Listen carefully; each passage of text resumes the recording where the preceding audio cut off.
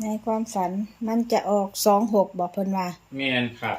อันนี้เป็นผีเจ้าทีเพิ่นนะครับอยู่ที่วัดทำพี่หลอกมาบอกนะครับคือ26นะครับเลขต้นกระบอกนะครับก็คือ240นะครับ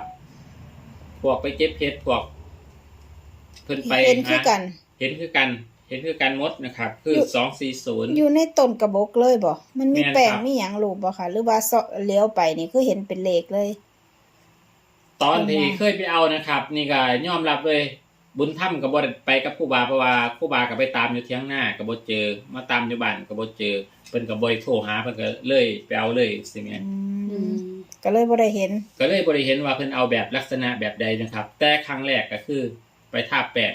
ขอเพิ่นรูปจะเห็น049อันนี้คืองวด09แม่นครับงวด09แต่ว่างวดนี้บุญธรรมบ่ได้ไปนำแม่นครับแม่นก็มีแต่ครูบากับอันนั่นเพิ่นไปแม่นกับลูกศิษย์ไปลูกศิษย์ไปเห็นบ่ครับไปกัน2คนเพิ่นว่ามันก็เลยได้มา240แม่นครับ240เพิ่นได้มาเพิ่นก็เห็นครูบาเพิ่นก็ว่าเห็น40คือกันอยู่บอกญาติโยมเพิ่นว่าสิไปเก็บเห็ดเพิ่นก็ว่าเห็นคือกัน